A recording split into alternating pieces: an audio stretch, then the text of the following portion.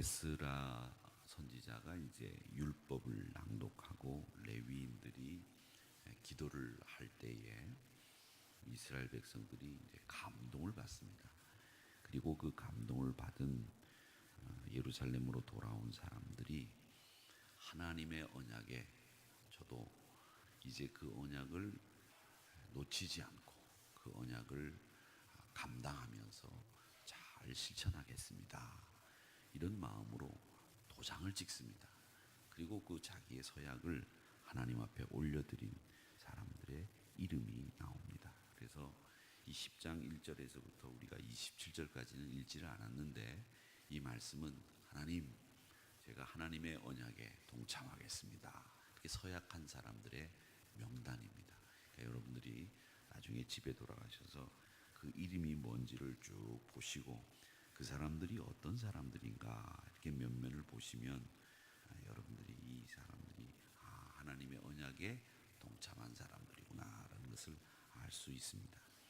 자, 그런 다음에 20장에 보면 언약에 인친 사람들의 명단과 함께 하나님께서 일반 백성들뿐만 아니라 모든 백성들이 언약 백성으로 살아가야 된다라고 하는 것을 다짐시키고, 또 언약 백성으로 살아가는 사람들은 내가 이제 언약 백성 되었으니 이렇게 살겠습니다 라고 하는 실천을 하나님 앞에 결단하게 되는 겁니다. 그러니까 이 10장 1절에서부터 39절까지 이 10장 말씀 전체는 뭐냐면 언약에 동참하겠습니다, 그 언약에 걸맞는 삶을 살겠습니다, 이 이야기가 이 10장의 이야기라고 보면 되겠습니다.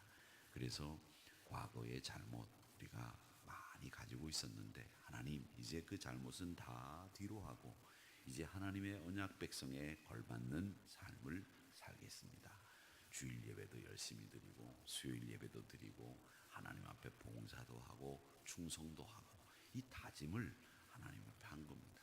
그러니까 어떤 것과 비슷하냐면 우리가 연말연시가 되면 하나님 제가 어떤 부서에서 어떻게 헌금하고 어떻게 헌신하고 어떻게 신앙생활 하겠습니다 이렇게 다짐한 내용이라고 보시면 되겠습니다. 자, 그러면 오늘 이 말씀을 보면 유다 백성들은 어떤 다짐을 했느냐 우리가 알 수 있는데 그 어떤 백성이 됐느냐라고 하는 것을 살펴보기 위해서 우리가 생각해야 될 것은 이 8장에서부터 10장까지의 내용은 성읍을 재건하는 일, 그거보다도 더 중요한 게 있다. 그것이 뭐냐면 하나님 앞에 내가 누구인지, 그걸 뭐라고 그러냐면 정체성 이렇게 얘기를 합니다. 하나님 앞에 성전을 건축하고 또 우리가 귀환해서 이 예루살렘을 재건해서 들풀이 승냥이가 막 판을 치는 그곳을 하나님을 제사하는 곳으로 백성들이 제대로 사는 곳으로 만들어내기 위해서 우리에게 진짜 필요한 게 뭐냐 이걸 말씀하시고 있는 거예요. 그게 뭐냐 하면 우리의 정체성인 겁니다. 여러분, 내가 누구인지를 아는 게 굉장히 중요한 거예요. 내가 예수님의 제자다, 내가 하늘이교회 성도다, 내가 하나님의 백성이다, 내가 하나님의 아들이다, 내가 하나님의 딸이다, 이런 정체성이 정말 중요한 겁니다. 이게 없으면 사람들은 자기가 가야 될 길이 어딘지 자기가 뭘 해야 되는지 모르는 사람이 되는 거예요. 여러분, 제가 예전에 그런 말씀을 드린 적이 있었습니다. 남자들이 말이죠, 이렇게 양복에다 넥타이를 매면 멀쩡해 보이는데 이 젊은 남자들도 멀쩡하다가 예비군 군복 입고 예비군 훈련장에 갖다 놓으면 이 친구들이 꼭 이상한 짓들을 해요. 멀쩡한 친구들이 그냥 90 먹은 할머니가 지나가도 여자라고 생각하고 이렇게 휘파람 불고 막 그러죠. 그러면서 왜 그러냐 그러면 일본말로 이상한 말이에요. 히야카시 하려고 한다, 뭐 이런 말들을 했었어요 예전에. 이제 요즘엔 그런 말 모르죠. 그게 뭐냐면 군복을 입혀놓으면 꼭 군인답게 막 노는 사람처럼, 그래가지고 양복을 입고 이렇게 있을 때는 버스 정류장에 설 때는 이렇게 똑바로 서 있는데 예비군 군복 입고 예비군 훈련 갔다 오면 버스 정류장에 가고 아무데나 가고 이렇게 걸치고 앉아 있고 그런단 말이죠. 그게 뭐냐, 자기 정체성이 어떤 모습을 갖추고 있느냐에 따라서 행동하는 게 달라진다는 걸 말씀드리기 위해서 제가 한번 말씀드린 기억이 나는데 꼭 그렇습니다. 여러분, 우리가 내가 누구냐, 지금 내가 뭘 하고 있느냐, 여기에 따라서 자기 행동하는 그 거지 하나하나가 다 달라진다는 거예요. 그렇기 때문에 우리 믿음의 사람들에게 이 말씀, 약속에 봉인한 사람들의 명단을 적어놓고 또 우리에게 이야기하고 있는 이 말씀들을 보면, 너희들 누구하고 만나지 마라, 절교해, 그 사람들 사귀지 마라, 결혼하지 마라, 이 말씀들은 뭘 얘기하느냐면 네가 누군지를 알아야 돼, 이 얘기를 하고 있는 겁니다. 그러니까 과거의 반성도 중요하고 새 역사를 펼쳐나가는 것도 물론 중요하지만 구체적인 실체적 변화가 있어야 되는데, 그 변화의 가장 중요한 요소가 뭐냐면 내가 누구냐라는 것을 아는 일이라고 하는 겁니다. 이렇게 내가 누구냐라고 하는 것을 알아야만 내가 새 포도주를 새 부대에 담을 수 있는 겁니다. 무조건 새 부대에다가 새 포도주를 담아서 된다? 그 새 포도주를 새 부대에 담는다는 얘기가 뭐냐 하면, 내가 이제는 과거에 이런 사람이라고 생각했던 것을 바꿔서 이제 나는 하나님의 백성이요, 예수님의 제자요, 하늘나라 시민권을 가진 사람이다라고 하는 자기 정체성을 가진 사람으로 바뀌었다라고 하는 말입니다. 그렇기 때문에 사랑하는 성도 여러분, 우리의 정체성을 먼저 확고하게 변화시키고 내 정체성을 확고하게 하나님 앞에서 나는 이런 사람이다 라고 하는 것을 아시고 살아가야 되겠다. 그래야 과거의 반성도 의미 있는 일이 되는 거고, 그 다음 내가 구체적인 미래를 향한 실천의 변화들이 가능해지는 겁니다. 그렇기 때문에 오늘 이 말씀에 보면 새로운 변화를 다짐한 사람, 내가 누구인지를 확인한 사람들의 명단이 27절까지 나오는 것이고, 28절에서부터는 그 사람들의 변화의 내용들이 뭔지를 오늘 이 말씀에서 설명하고 있다라고 하는 겁니다. 그래서 이 본문들을 보면 어떻게 우리가 분류를 할 수 있느냐 하면, 제일 먼저 보세요. 레위 사람들, 문지기들, 노래하는 자들, 느디님 사람들, 이런 사람들은 이방 사람들과 절교해라. 하나님의 율법을 준행하는 모든 자들과 그들의 아내와 그들의 자녀들, 지식과 총명이 있는 자들은 어떻게 해야 되느냐? 29절에 보면 주신 하나님의 율법을 따라, 그 다음에 모든 계명과 규례와 율례를 지켜. 30절 말씀에 보면 딸들을 이 땅 백성들에게 주지 않고 우리 아들들에 위해서 그들의 딸들을 데려오지 않고, 그 다음 31절에 백성이 안식일에 물품이나 곡물을 가져다 팔려고 하지 말고 안식일에는 성일로 지키고. 무슨 얘기입니까? 제일 먼저 너희들 신앙의 가정을 세워라, 이 얘기입니다. 신앙의 가정을. 여러분, 이 신앙의 가정을 세우라는 말은 뭐냐면 이방인과 결혼하지 말라, 이방인을 무시해라, 차별해라, 이 얘기가 아니고요. 하나님의 말씀을, 하나님의 신앙을 우리가 지켜나가기 위해서 해야 될 일이 뭐냐? 여러분, 생활이라고 하는 것은 사랑하는 것만 가지고 가정이 이루어지는 게 아니에요. 우리의 생각, 우리의 문화, 우리의 언어, 이런 게 다 통합이 돼야 이게 결혼 생활이 되는 거예요. 여러분, 제가 말씀드리지 않습니까?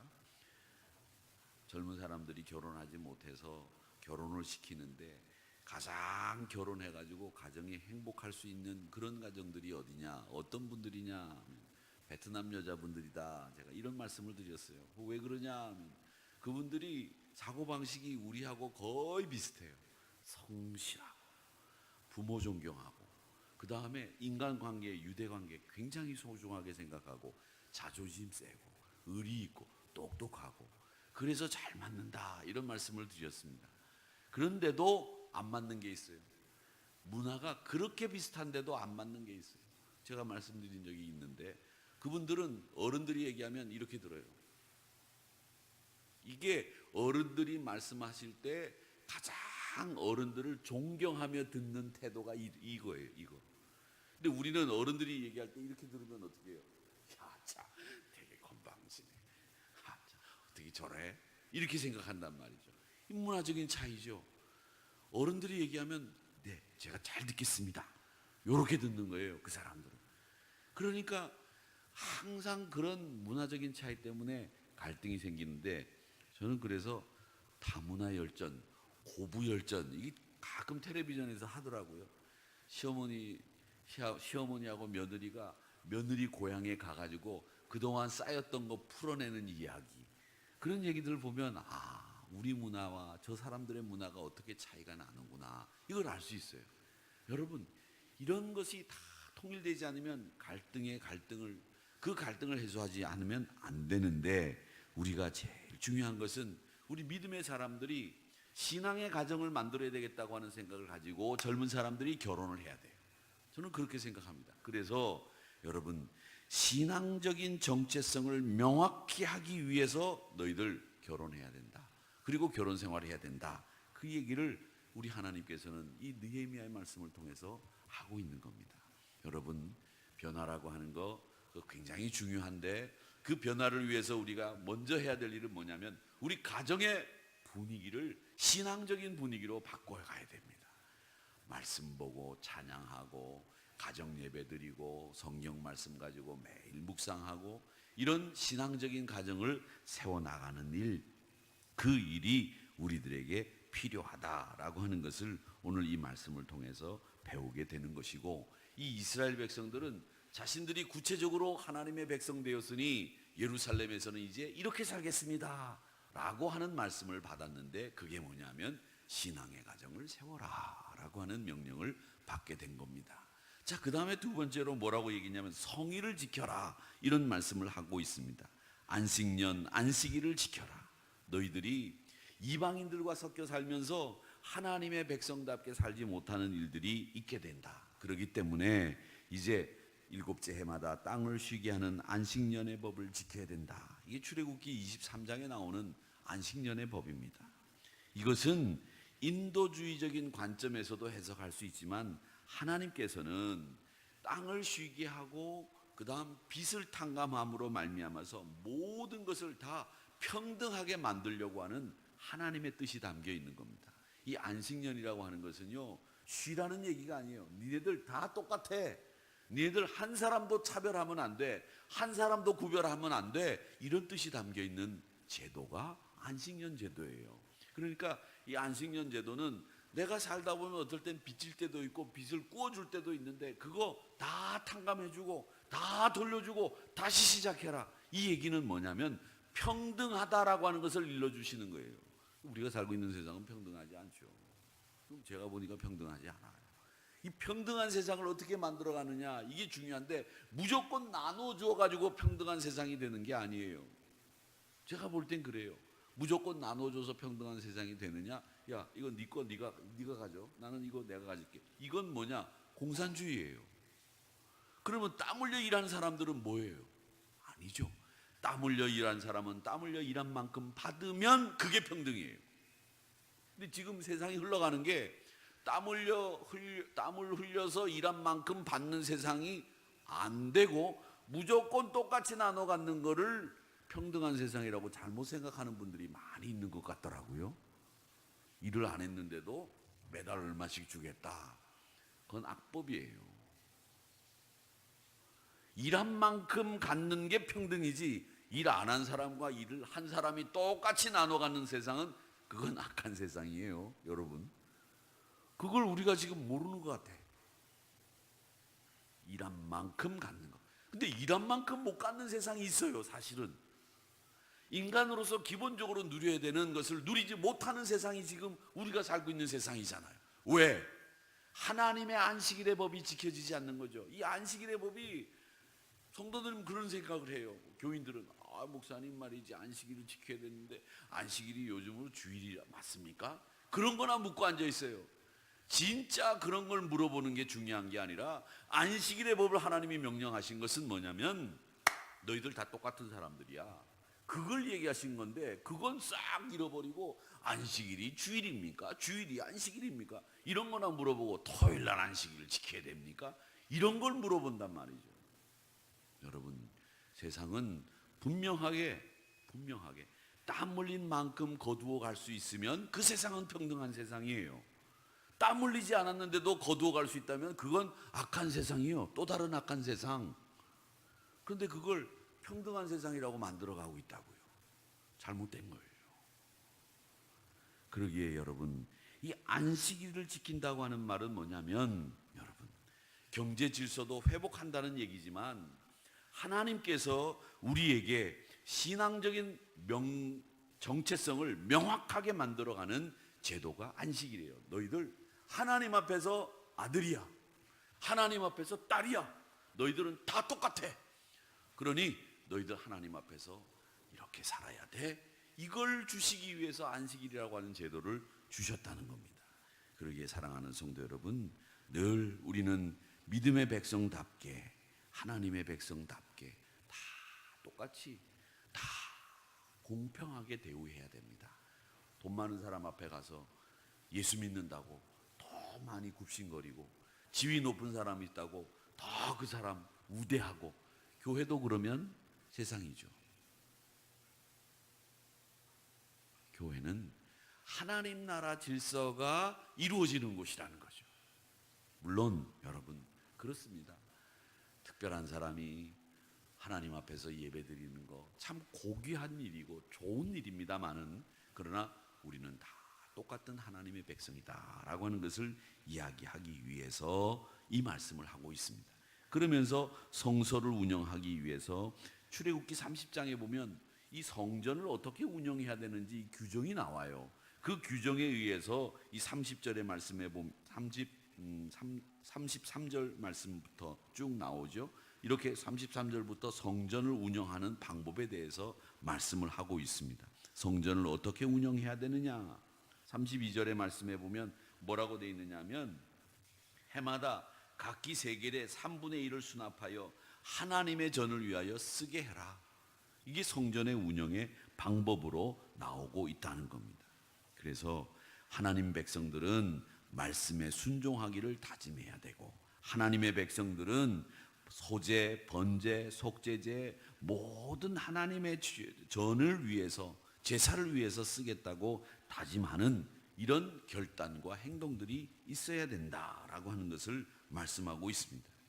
자, 그 다음에 이 11조의 얘기가 나오고 있는데, 이 11조의 이야기는 뭐냐면, 여러분, 이건 예수님이 하라고 명령 안 하셨기 때문에 안 해도 됩니다, 아닙니다, 했습니다, 이걸 가지고 논란을 벌이는 사람들이 참 많이 있어요. 제가 유튜브를 보니까 어떤 목사는 말이죠, 이런 걸 가지고 논란거리로 삼아서 얘기하는 분들이 있는데, 11조의 진짜 이야기는 뭐냐면, 내 삶의 주인이 누구냐, 그걸 고백하는 게 11조예요. 다른 게 아니에요. 너희들의 소득의 10의 1조를 하나님 앞에 내라, 이걸 명령하셨는데 그걸 왜 내야 되느냐 이렇게 얘기했을 때 왜 내는 겁니까, 여러분? 왜 내는 거예요? 교회를 운영하기 위해서 11조를 낸다? 틀린 답이에요. 사실은 11조를 내는 것은 하나님께서 이 느헤미야 10장에서 말씀하시는 내용은 뭐냐면, 네 삶의 주인이 누구야? 이렇게 물어봤을 때, 예, 하나님입니다. 그래? 그렇다면 네가 그걸 말로 아니라 행동으로 표현해봐. 이게 11조예요. 그러니까 11조는 하나님께서 우리에게 내 삶의 주인이 하나님입니다 라고 하는 것을 고백하게 만든 제도예요. 그래서 성전 윤리 유지를 위해서 관리해야 되는 돈도 한 세겔의 3분의 1을 내라 라고 하는 말씀을 하시지만, 결국 이 말씀의 내용은 뭐냐면, 네 생각 바꿔, 그 얘기예요. 무슨 생각을 바꿔야 되느냐, 너희들 우리의 생각하는 거, 우리가 가치관을 가지고 있는 거, 이런 것들이 하나가 되어야 되는 것 얼마나 중요하냐. 그러면 그 가치관과 생각을 어떻게 만들어야 되느냐, 신앙의 가정, 하나님만 경외하는 가정으로 만들어야 된다. 그게 구체적인 변화의 첫 번째. 두 번째, 너희들은 무엇보다도 하나님 앞에 성의를 지켜서 너희들 모두가 다 똑같다, 하나님 앞에 똑같은 백성이다라고 하는 걸 인정해라. 그렇게 될 때 너희들이 변화의 주인공들이 된다. 그 다음에 또 마지막 하나 더, 너희들의 삶의 주인이 하나님이라고 고백해라. 그래야 그것이 너희들의 정체성이 될 것이고 그것이 너희들의 변화의 모습이 된다. 이 이야기를 이 느헤미야 10장에서 하고 있는 겁니다. 그러면서 1절에서부터 26절까지 말씀의 내용이 뭐냐? 그 변화의 약속에 내가 지켜나가겠습니다. 약속을 한 사람들의 명단이 쫙 나오는 겁니다. 이게 느헤미야 10장의 내용이에요. 사랑하는 성도 여러분, 유다 백성들이 다짐한 이 변화는 결국은 하나님과의 관계를 회복함으로 말미암아 유다 사회 전체를 새롭게 하겠다고 하는 결단이었습니다. 그러니까 이 결단, 이것은 자기의 정체성 그리고 구체적인 변화를 위해서 뭘 해야 되는지를 우리 하나님께서는 이스라엘 백성들에게 말씀하시고 그걸 지켜나가도록 했다라고 하는 것을 기억하시면서 우리의 소유권을 주께 돌려드리는 백성, 말씀에 순종하며 우리의 삶의 가치를 항상 하나님 앞에 두는 순종의 백성들이 우리이기를 소망하면서 여러분들의 이름도 오늘 느헤미야 1장 초반에 나오는 봉인한 사람들의 이름, 그 이름에 기록되는 저와 여러분이 되시기를 주님의 이름으로 축원합니다. 아버지